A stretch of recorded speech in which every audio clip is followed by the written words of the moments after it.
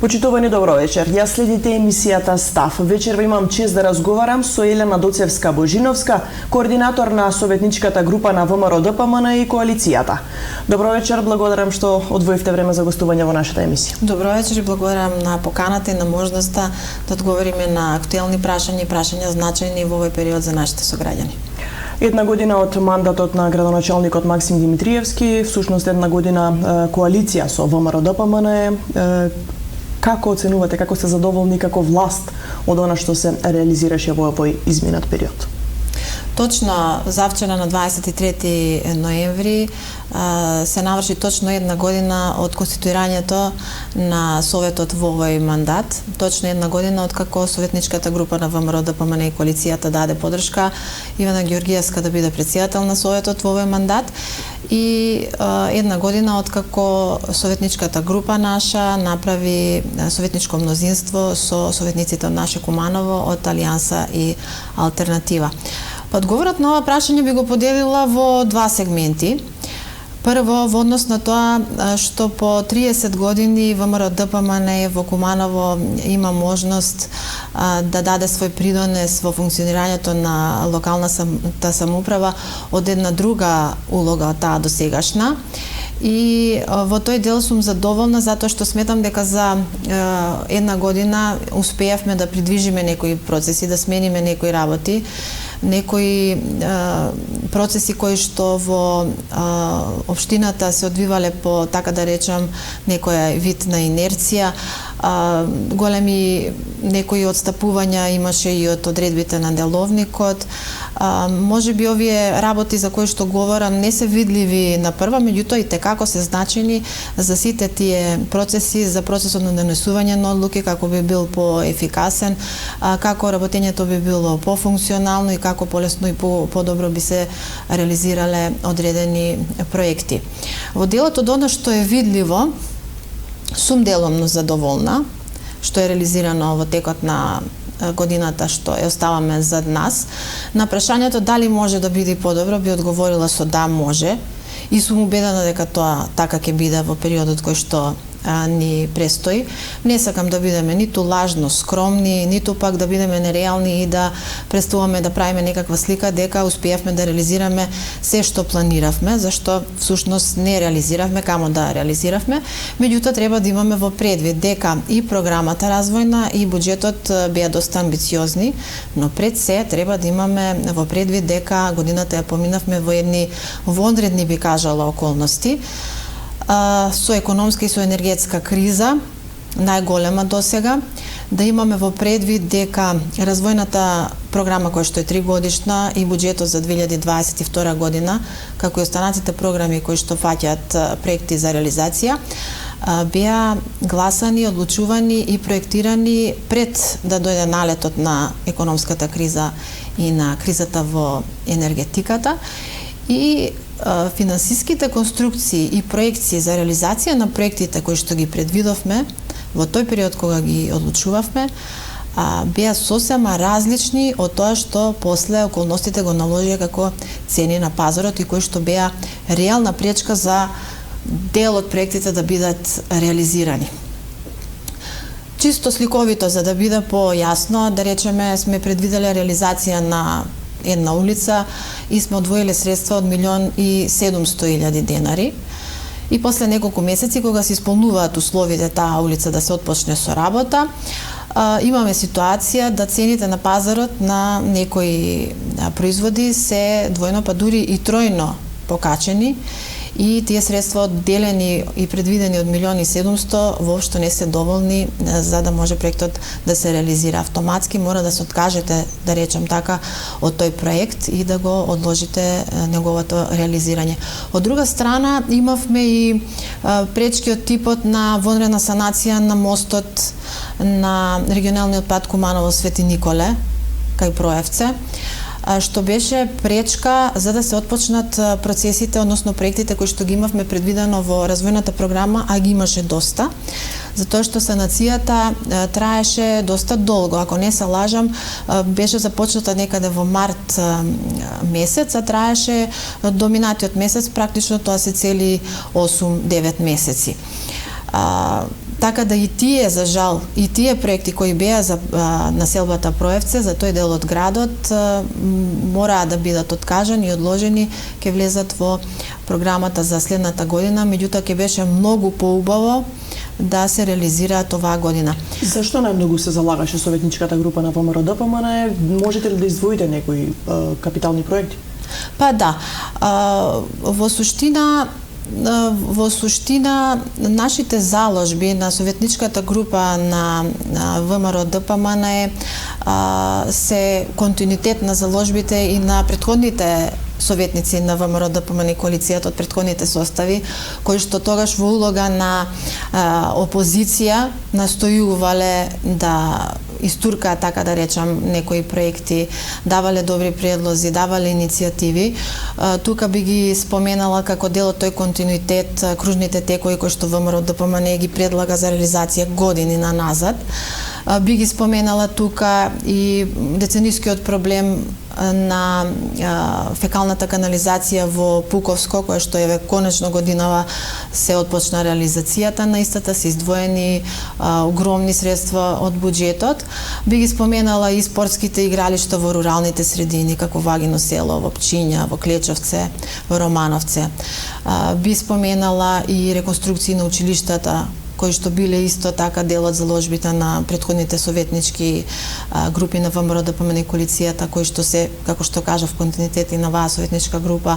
Би ги издвоила и проектите во делот на животната средина, од полуподземните контейнери па се до поголем број садници и сите оние проекти што значат унапредување на животот и на секојдневието на кумановчани. Се прифаќаат ли предлозите на ВМРО ДПМН, сугестиите? Па, морам да кажам дека е полесно кога предлозите, сугестиите ви се издржани и аргументирани. Автоматски оставате многу помалку простор за тие да бидат одбиени. И во тој дел можам да кажам дека сум задоволна. Речи си се годинава што ВМРО ДПМН и коалицијата предложија, се што дадовме како иницијатива беше прифатено, почнувајќи од делот на доделување средства во областта на културата, што за прв пат после 30 години беа доделени по објавен јавен повик, најтранспарентно и со давање можност на сите наши граѓани, на сите здруженија да имаат пристап и до информациите во тој дел и до средствата што се наменети токму за реализација на тие проекти.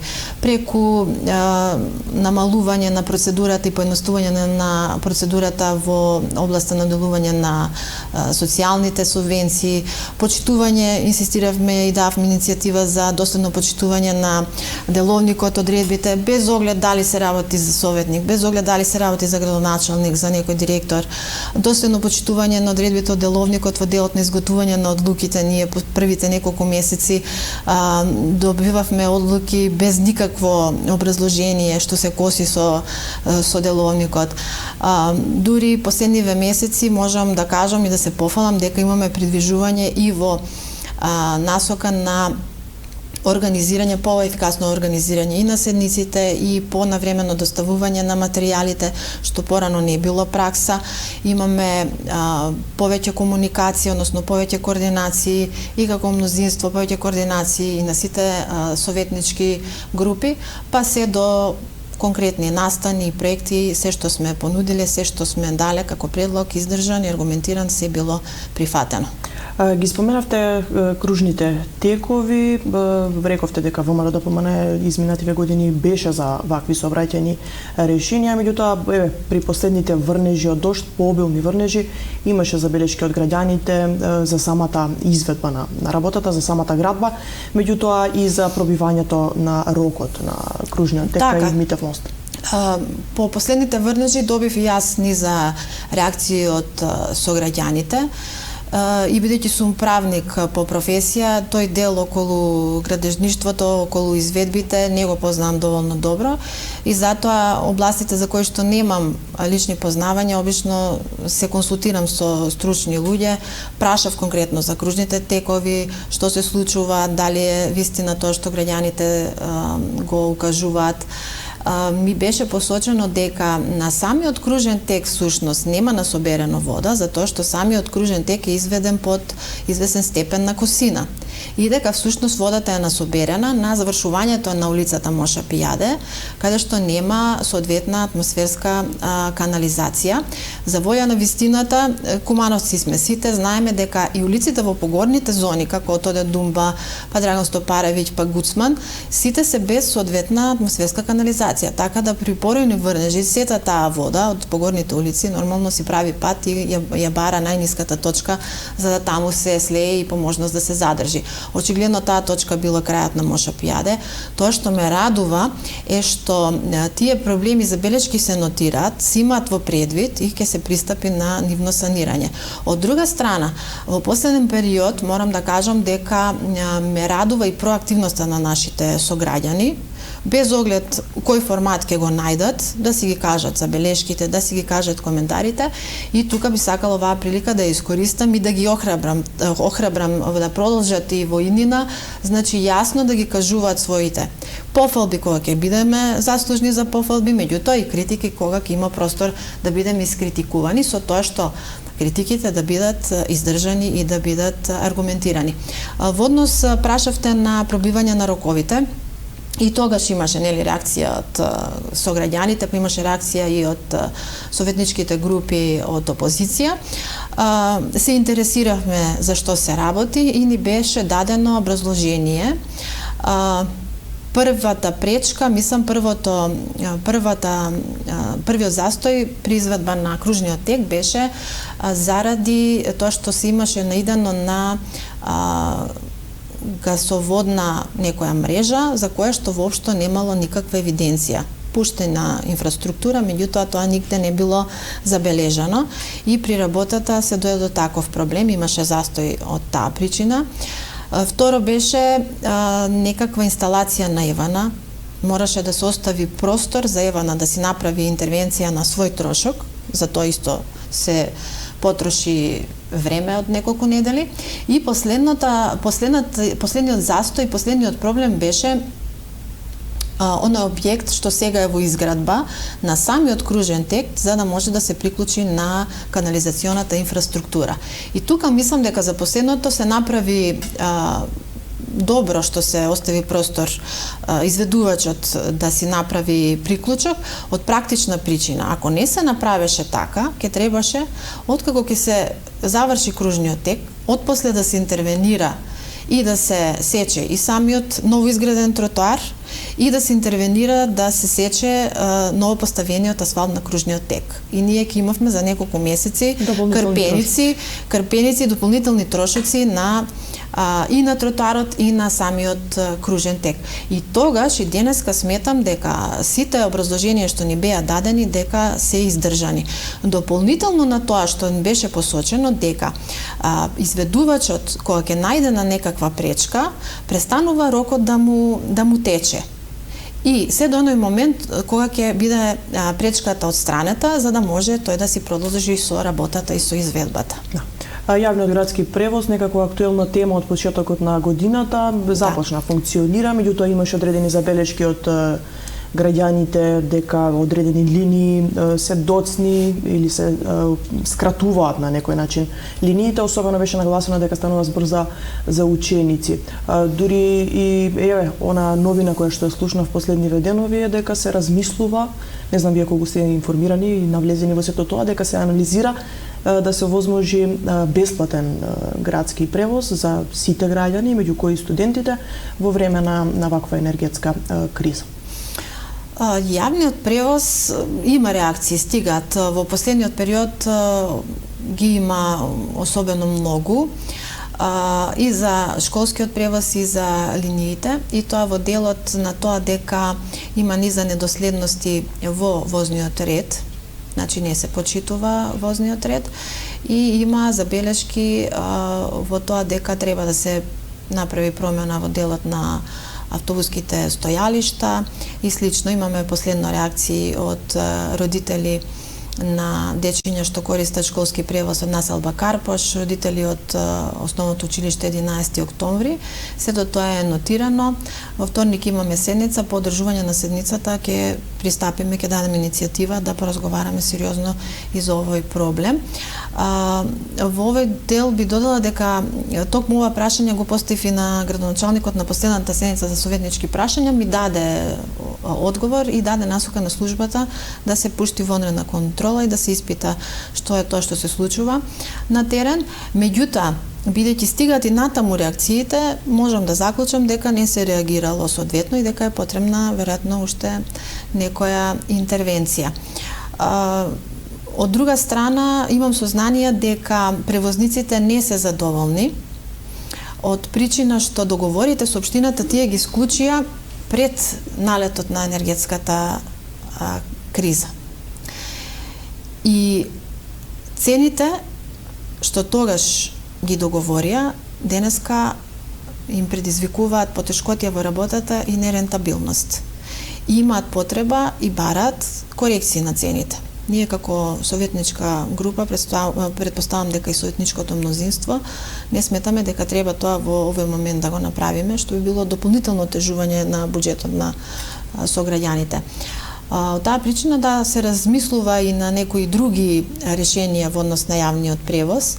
Сите тие решенија и предлози се, би кажала, во фаза на некој идејно решение моментално и би оставила за периодот кој што е пред нас, како советничко мнозинство и градоначалникот, да го појасниме и тој дел за јавноста.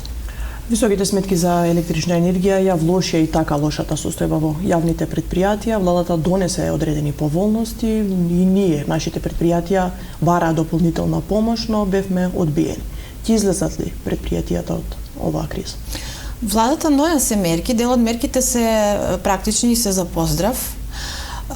Дел од тие мерки ВМРО ДПМН ги предлагаше многу пред владата да ги донесе.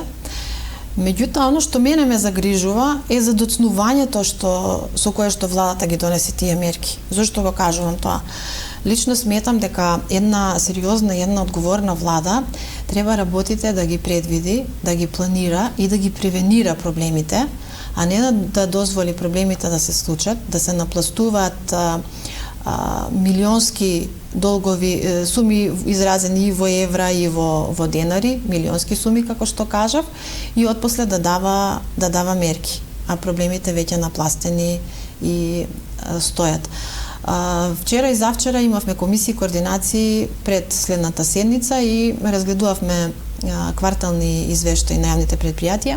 Секој од јавните предпријатија на помал или поголем начин се соочува со проблеми предизвикани точно од енергетската криза. Меѓутоа, тука би го издвоила јавното предпријатие Водовод, кое што е навистина во голем финансиски проблем. Иако се гледа нивниот извештај, значи квартален овој пат, да не е долгот за електричната енергија, практично тие друг проблем финансиски и немаат. За да им биде по-сликовито на граѓаните, вака би искористила една компаратива од самиот извештај.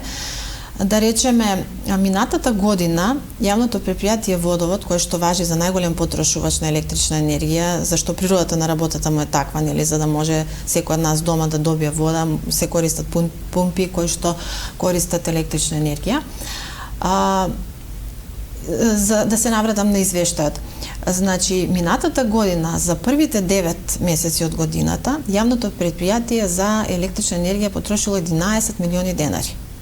Оваа година, трошокот за електрична енергија на Водовод е цели 55 милиони денари. Разликата е 44 милиони. Тоа што мене ме охрабрува и што може би кажала е за поздрав менаџирањето на во некоја смисла на овој долг и на овој проблем, е што јавното предпријатие Водовод сепак изнаоѓа сила дел од тој долг од 55 милиони да го намири, значи во изминатите 9 месеци имаат исплатено некаде околу 22 милиони денари. Има останува уште 27 за кои што имаат направено, како што не запозна ВД директорот од таму, имаат направено спогодба со Евана, ќе го плаќаат долгот понатаму на рати, така како што ќе успева, значи ќе издвојуваат средства колку што ќе имаат можности. Владата во еден период имаше, како да имаше намера да наметне една слика, една перцепција пред граѓаните дека е во прашање лошо менаџирање на јавни предпријатија, на институции каде што СДСМ нема своји кадри.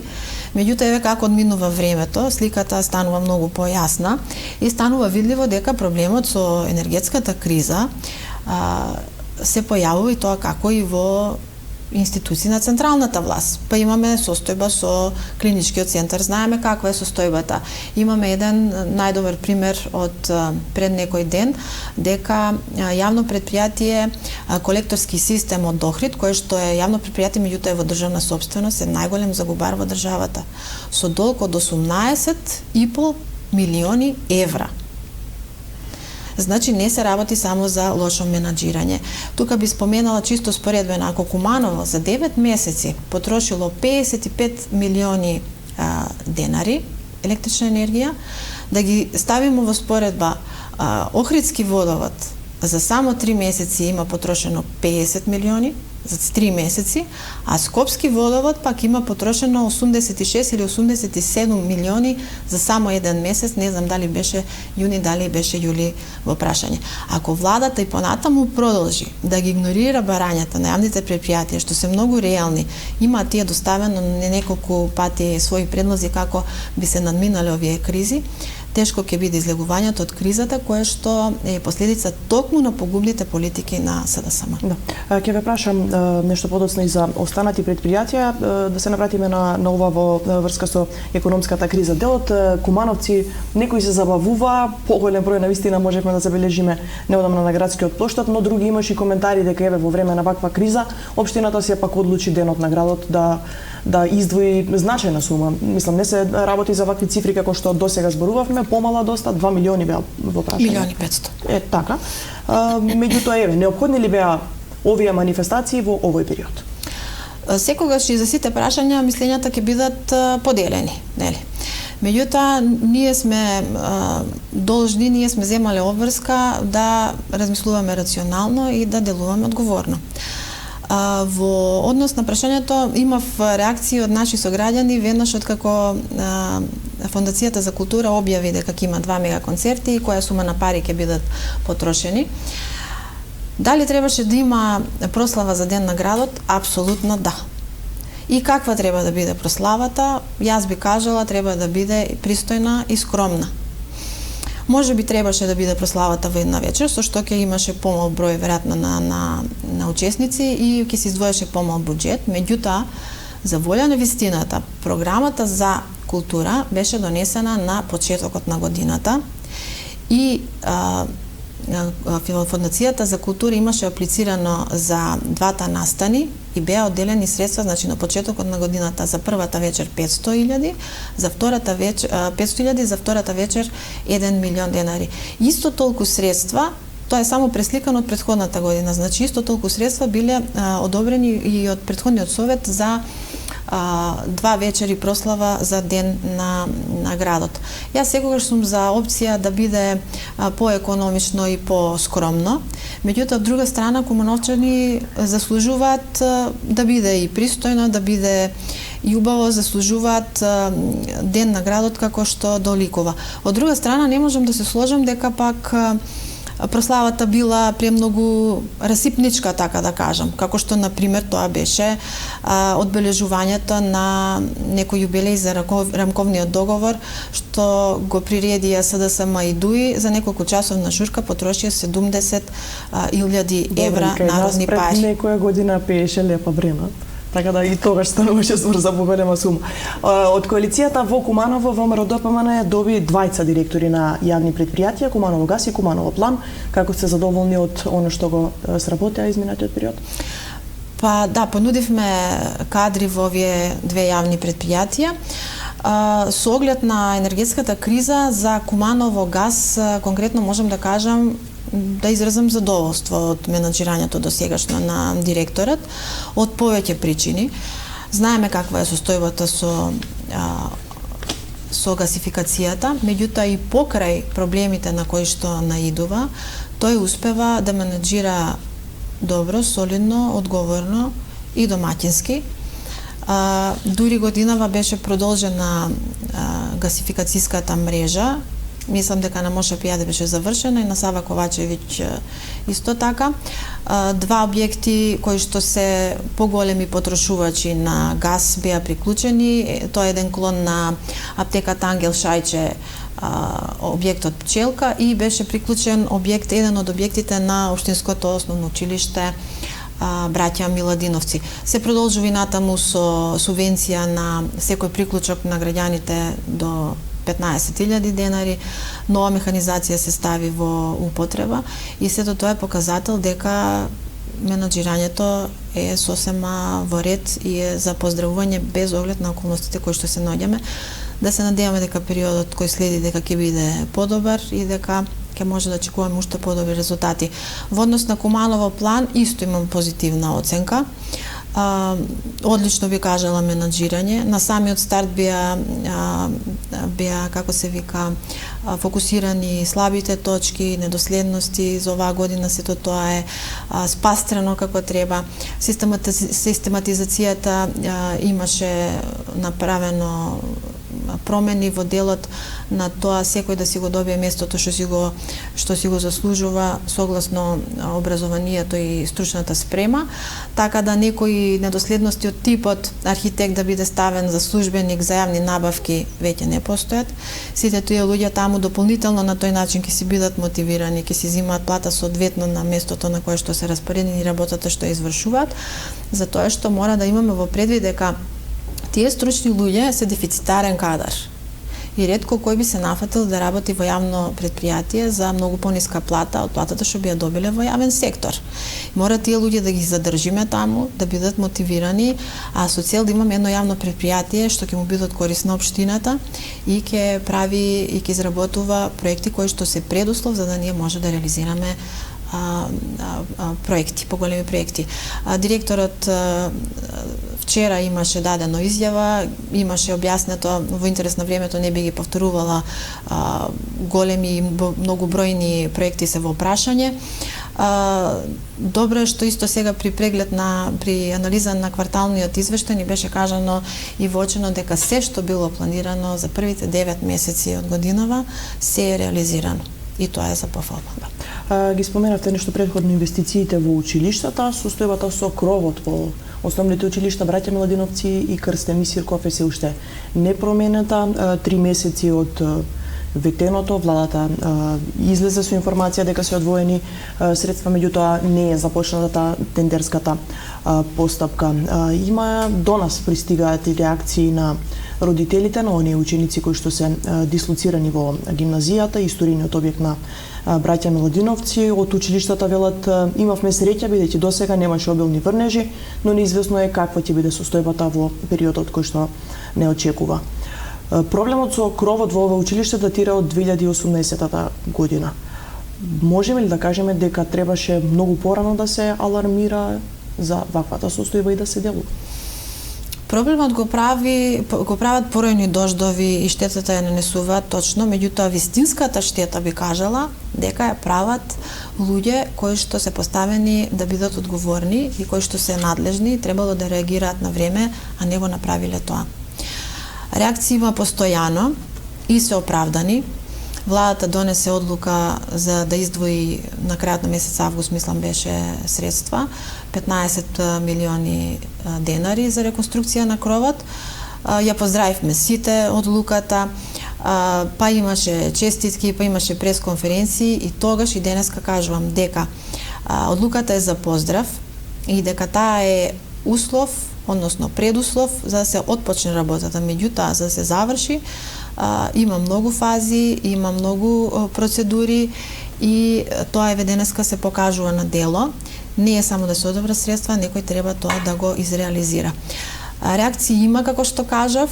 Голем дел од нашите сограѓани, од родителите, сметаат дека владата ги одобрува средствата, меѓутоа општината е таа која што треба да ги заврши работите. А тоа не е така. Бидејќи се работи за капитален проект и владата ги оделува средствата, всушност и целата постапка треба да ја заврши владата. Од распишување, тендерска документација, од надзор до се.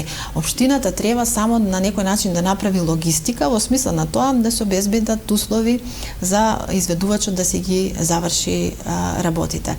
Сега, како советничка група, сметајќи го ова прашање за многу значајно, имаме, да не речам, постојано, неделно следење на состојбата, во смисла комуникација имаме со секторот за образование, бараме информација до каде следиме систем на Бирото за јавни набавки да видиме дали е отпочна тендер. За жал, до овој момент нема никакво придвижување. И минатиот месец, како советничка група, упативме барање до председателката на Совет, за да упати таа во име на Советот уште една ургенција до Министерот за образование и да го подсети на ветувањата дадени на родителите и на проблемот кој што ден во ден се продлабочува. Последна ситуација, последна информација што ја имам во однос на тоа која е пречката и каде всушност е закочен процесот, убаво е јавноста да го знае, тоа го споделив и на социјални медиуми, меѓутоа убаво вака пошироката јавност нели да го слушне, да се запознае. Во септември последната премер пресметка през владата добри средства изнесуваше 13 милиони денари. Владата одобри 15 милиони денари. Отпосле направена нова премер пресметка која што изнесува 16 милиони денари. И всушност одобрените средства од влада не се доволни и се покретки за 1 милион. Сега владата треба да донесе нова одлука за дополнително да одобри 1 милион согласно последната предмет пресметка. И всушност работата е загочена тука и се чека на таа одлука владата да ја донесе, да се одобрат плюс 1 милион и да се распише тендерска постапка, да се бара изведувач. Да. Кога сме кај образованието, останува проблемот со недостаток на градинка, долгогодишен проблем. Има ли подготвено општината проекти, има ли аплицирано до сега, дали можеби сме вратени од Министерството за труд и социјална политика? Дали сме вратени, не знам, не би знаела да ви кажам, таа информација би морала јас да ја проверам. Проект, нешто како во вид на проекти, да, е направено. Лошо е што јас стално велам дека таму кај што има деца нема место и простор за политика. А сме сведоци дека во Куманово и тоа како има политика, токму во оваа област и тоа во голема количина, почнувајќи од оној дел на одземање ингеренции на општината од страна на Министерството, па се до некакво, би кажала, политичко и наетење и неотстапување на објекти кои што не се користат за ништо, како домот на Пионерскиот дом, како амбуланти кои што исто не се користат, а се под централната власт. Имаме таква амбуланта во Гоце Делчев, во Тоде Мендол, во Перо Чичо. Меѓутоа се бара да се изнајде решение. Проекти, колку што јас имам сознание за градинки, има за една локација на улицата Байрам Шабани, има проект за во населбата Зелен Рид. Меѓутоа се гледа како попрактично решение во они објекти клонови каде што има во дворот поголем простор да се направат доградби во тие делови. Тоа стручните лица велат дека процедурата би била многу пократка и дека многу поефикасно и попрактично би требало да се интервенира таму, така да за дел од градинките кај што има простор, централниот објект, објектот во Гоце Делчев и објектот кај Киров Етак, за тие градинки мислам дека за дел се отпочнати проектни документации, за дел ќе бидат отпочнати дополнително, со што ова прашање на градинката на сегашното советничко мнозинство останува во приоритетните точки на агендата за реализирање. Да. Општината и владата најавија доаѓање на германската компанија Lidl во индустријската зона. Како гледате на самиот развој на индустријската зона Новини Речици и дали доволно работиме на промоција? За доаѓањето на Lidl, последната информација ја имаме од градоначалникот на седницата за советнички прашања. кажа дека има направено свој тим со кој е во комуникација со представници од Lidl. Повеќе информации како советници, барем јас немам, меѓутоа немаме ниту надлежности да се мешаме во тој дел. Ние како советници можеме да дадеме свој предлог, да речеме, во унапредување на инфраструктурата на развојната зона, како советници да предвидиме ставка во буџетот токму за таа намена. Меѓутоа можеме да се вклучиме во делот на промоција на зоната. Токму советник од нашата советничка група, колегата Тричковиќ, на седницата за советнички прашања даде своја иницијатива да се видат можностите секој советник на свој начин да даде свој придонес и да се вклучиме во промоција. Како советничка група апсолутно стоиме на располагање во тој дел, а се со цел поголема економска стабилност и поголем економски просперитет на Куманово и кумановчани. Да, ги споменавте подземните контейнери, задоволни ли сте од хигиената во градот? Започна еден нов проект за селекција на отпад, за сега е пилот проект во 2 населби. Па може да биде и подобро. Може да биде и подобро, меѓутоа за тоа е потребно, сметам, проактивност и свест кај сите чинители во овој процес. Не е доволно само јавното предпријатие да си врши работата, исто како што не би било доволно само граѓаните да се совесни во овој процес. Потребна е таа взаемност, потребно е сите да бидеме свесни која е нашата улога токму во зачување на животната средина, која е нашата улога и на кој начин можеме да придонесеме да имаме едно убаво место за живење.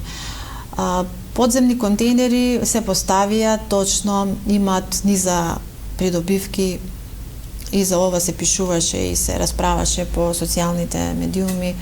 Надлежните исто има своји изјави, своји објаснувања. Еден таков контейнер, да речеме, заменува 6 обични контейнери по зафатнина, имаат поубав естетски изглед, што е помалку битно, но повеќе битно е што се троши помалце време за да се собере поголема количина на смет. Се намалува сообраќајниот метод, што беше претходно проблем, нели, за да се исчистат оние класични контейнери и низа други придобивки. Меѓутоа граѓаните, дел од граѓаните, исто како и за прославата, и во овој дел имаат забелешки. На дел од нив им се високи контейнерите, на дел од нив тешко им се отварат капаците. Поголем дел од сограѓаните се жалат им биле поставени многу далеку, да речеме, од влезовите, биле навикнати да им бидат блиску до влезовите. Имаме секакви ситуации, меѓутоа мора да оставиме на времето и да стекнеме нови навики и да се покажат, како се вика, проектите дали се практични и ефикасни или пак е треба да претрпат соодветна измена. Да речеме, исто пак, чисто да јавноста има една перцепција, во делот на населбата Перо Чичо, наши сограѓани имавме ургенции да бидат поставени повеќе класични контейнери. Реакцијата кажавме на директорот, преку еден ден тие контейнери беа однесени, за истите да бидат вратени назад од друга група наши сограѓани од истата населба, кои што не сакали и не дозволиле тие контейнери да бидат поставени таму. Мора таа свест и мора таа проактивност да ја дигнеме на повисоко ниво, за да биде подобро. Мора будно да се следи работата на јавното предпријатие Чистота и зеленило и во овој дел ми се свиѓаат реакциите на нашите сограѓани, да се изнајде начин како да се реагира, да се даваат забелешки, дел од забелешките што се издржани на нив да се интервенира и така натаму. Во однос на пилот проектот исто го споменавте и сакам да кажам дека тоа е еден пилот проект во кој што и самата се вклучив, а се со цел да видам дали е ефикасен и практичен така како што се чини, како што го објаснуваат. И е ефикасен и практичен. Ќе трае 2 месеци и ќе се однесува само на двете населби Зелен Рит и Гоце Делчев. Ако пројават граѓаните интерес, интенцијата е и временскиот рок да се продолжи и да се прошири на други делови од градот. Тоа што малце ме обесхрабрува, прашав каков е интересот и добив одговор дека е многу мал интересот. И јас не би се откажала од овој пилот проект и од оваа намера. Напротив, мислам дека треба да се направи уште поголема промоција. Луѓето што овој пат биле вклучени, што задолжиле кеси, што почнале да селектираат отпад, може би треба и тие да влијаат на своји блиски, нели, на своји соседи, да ги запознаат дека е убаво, дека е корисно, а процесот е преедноставен. Значи, практично немаш никаква посебна обврска и сите да сме свесни за полезноста од целиот тој процес, па да дадеме уште малце простор да се вклучат и поголем дел наши сограѓани. Детски катчиња, паркови, спортски објекти, оно што го бараат кумановци. Беше најавена изградба на неколку детски катчиња, дури мислам и до крајот на оваа година. Спортските објекти, оние што ги добивме назад, се уште се во непроменета состојба, се започна реконструкцијата на спортската сала, меѓутоа поради проблеми со кровот, изведувачот, таму е запрено со работа. Точно, детски катчиња предвидовме 7 во програмата за уредување на градежно земјиште што ја донесовме со гласање на буџетот и некаде на крајот на декември минатата година. Предвидовме 7, меѓутоа и детските катчиња се воовано и дел на проекти кои што не може да се реализираат така како што се планирани заради цените, промена на цените во пазарот. Бевме предвиделе 3 милиони денари за 7 детски катчиња. За жал сега ќе се реализираат само 4. Тендерската постапка е во тек.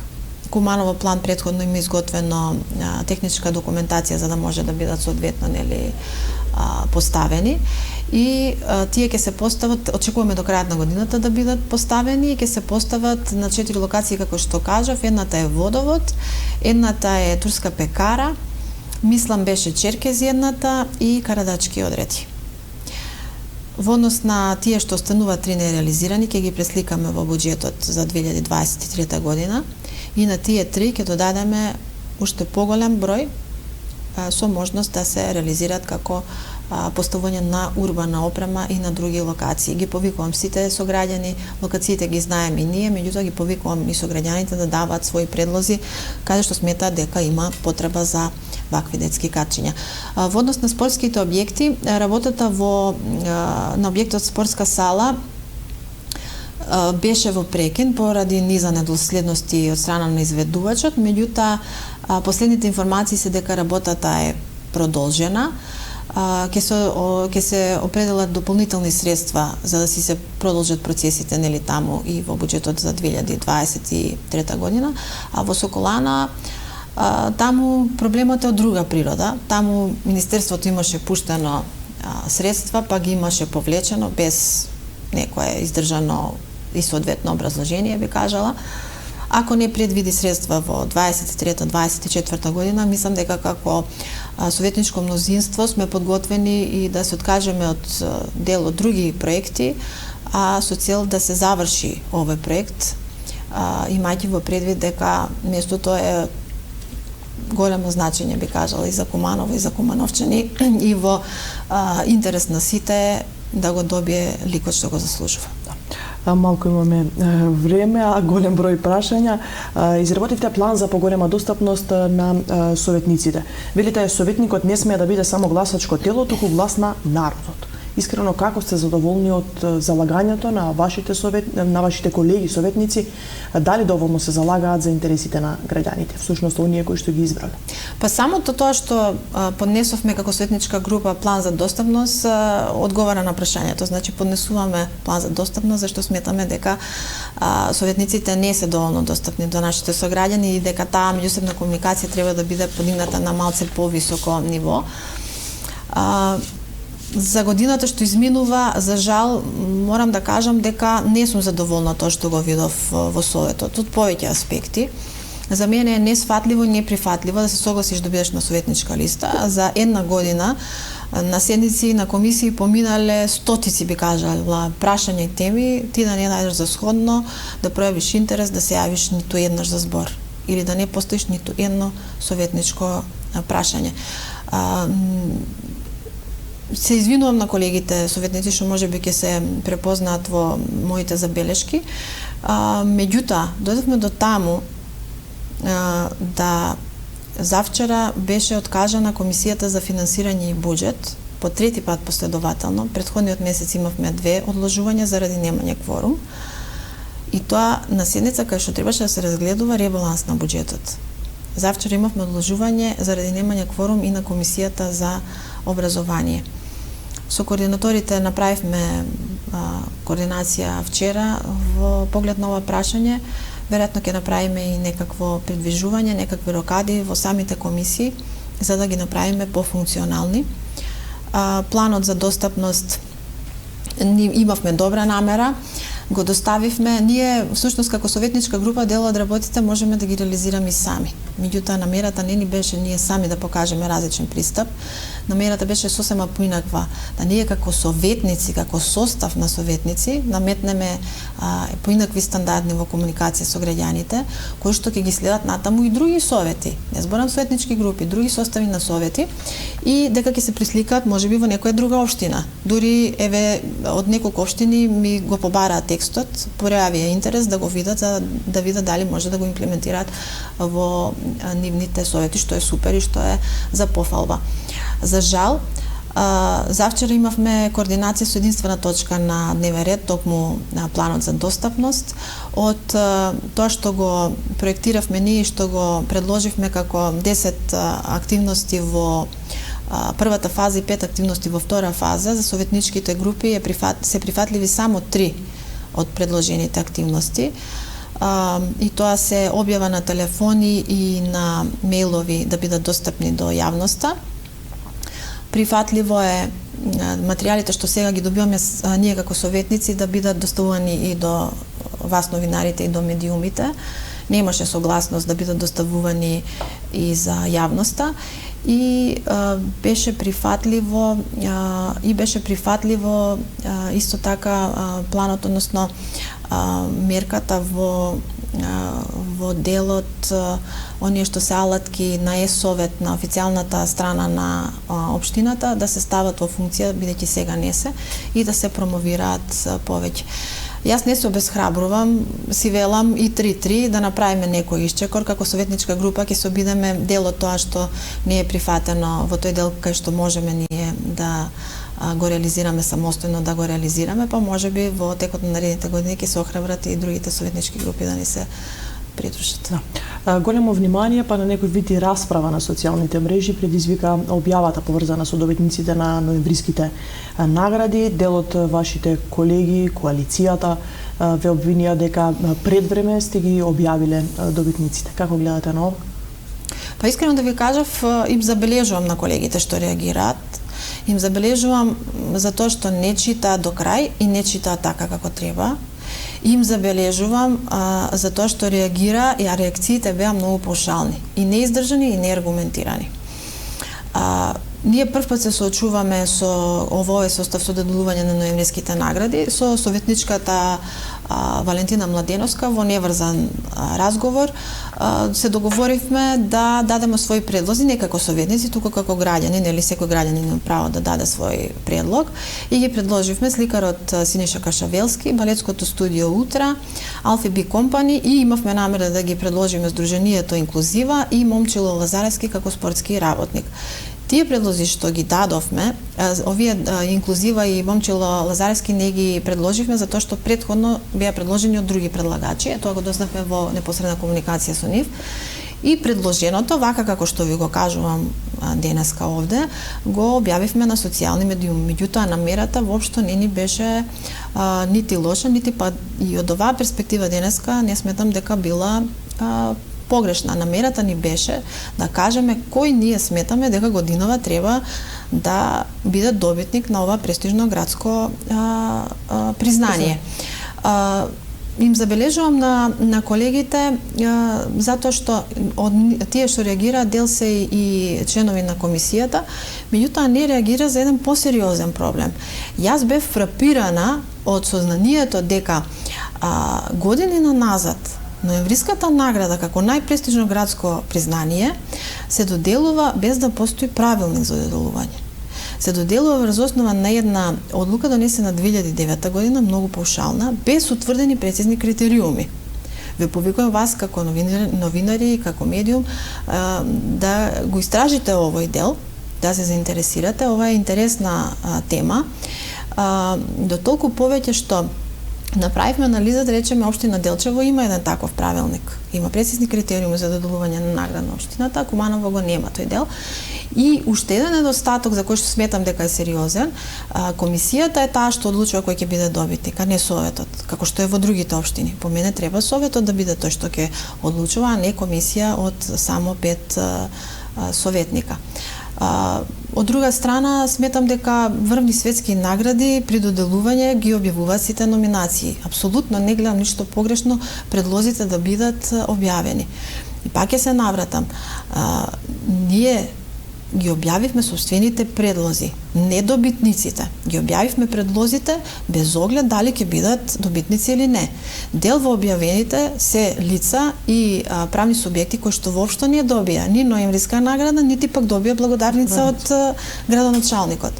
И во тој дел и понатаму сметам дека реакциите воопшто не беа издржани. Истите секако беа објавени на пресконференција пред самата свечена седница. Има забелешки дека не се појавувате на јавни настани и манифестации. Зошто не се појавувате? Па вака, многу малку сограѓани знаат дека ние како советници не ја вршиме професионално советничката функција. Голем дел наши сограѓани се изненадени, па ти одишли на работа уште. Мислат дека советничката функција исто како претеничката функција. Штом ќе станеш советник, дека работното место ти е во мирување, не е така. Согласно законот, како советници сме ослободени од работни обврски само за седница на совет, за седница на комисија и за координација. Значи, за ниту еден друг настан тебе работодавачот не те ослободува, нити па законот те ослободува. Да речеме, за период кога ти трае работното време, не можеш да се појавуваш ниту на културни настани, не можеш да се појавуваш ни на патрони празници и така натаму. Значи, не е тоа воопшто ни со намера, ниту пак не со некаква умисла, си има едноставно причина и пречка. Дел од работодавачите веројатно имаат слух и разбирање, дел од советниците ги ослободуваат, меѓутоа тоа не е пример со сите. Да. Минатиот месец, на 15 мислам, одбележавте 32 години од формирањето на Општинскиот комитет на ВМРО ДПМН во Куманово. Сплотена ли е организацијата, како функционирате, како се задоволни? Да, минатиот месец Општинскиот комитет со една убава организација одбележа 32 годишно постоење. За мене емотивен ден од повеќе причини, особено од причината што токму мојата баба по татко, Нада Гарева Доцевска, е една од двете жени, помеѓу неколку мажи, кои што се основачи на Општинскиот комитет. За вториот дел на прашањето, сметам дека додека целта поубаво и по-просперитетно Куманово и Македонија, онака како што е посакуваме, и горда, исправена и достоинствена, остануваат наша цел и наша водилка, ќе бидеме и сплотени и ќе функционираме одлично како што всушност функционираме и сега. Да. Како гледате, како котира партијата на национално ниво? Има актуелни се оние анкети кои што се реализираат? Да, имаше пред некој ден излезе последната анкета во која што бројките покажуваат дека ВМРО ДПМН е во двојна предност пред СДСМ. Ако не се лажам, 18,5 или 6 спрема 9,4 за СДСМ. Ова анкета всушност го покажува трендот кој допрва ќе го гледаме, а тоа е се поголема разлика во тие бројки, од едноставна причина што сметам дека граѓаните веќе немаат ниту една единствена причина да дадат свој глас или подршка за политиките на СДСМ. Корупција во сите сегменти, нефункционално здравство, експериментално образование без учебници, со постојано импровизација, со оставање на учениците, родителите, па дури наставничкиот кадар во многу незавидна, би кажала, положба. Погубна и срамна меѓународна политика, онаква генерирање онаква енергетска криза, од друга страна економска криза и неможност и неспособност да се справите со неа, апсолутно сметам дека немаат граѓаните, како што кажав, ниту една причина да го дадат својот глас и верувам дека веќе следната анкета ќе биде со уште поголема разлика. Да. За самиот крај, се уште е актуелно прашањето со Бугарија, отворањето на клубови, па имаше и пред некој ден уништување на дел од клубовите. Оние што ве следат на социјалните мрежи може да забележат дека често знаете да даете свое мислење, свој став, дали од приватниот живот или слично.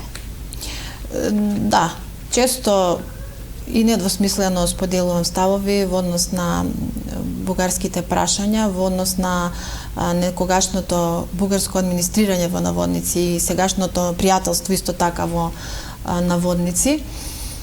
Сметам дека е срамно да се води една таква политика на која што сме сведоци денеска, да се откажете од своите браќа и сестри во соседството, да ги предадете на некој начин и да не ги признавате за своји. Срамно е да водите политика и еден билатерален спор да го направите мултилатерален. Може ќе звучам радикално, но сметам дека преговори за македонски прашања не може да води некој што докажано не ги чувствува македонските прашања за своји и што македонските прашања не му се ниту болка, ниту пак му се вредни и на еден, би кажала, со леснотија начин прави и трговија и лицитација со истите. Затоа и како член на ВМРО-ДПМН и како функционер, советник, очекувам на парламентарните избори кога и да се случат, ВМРО-ДПМН да добие 61 пратеник и да пристапи кон репреговарање на оние погубни и срамни делови од договорот. Ви благодарам на одвоеното време и ви посакувам успех. Благодарам за можноста. Почитувани, тоа беше се за вечерва. Останете на програмата на Телевизија Плюс.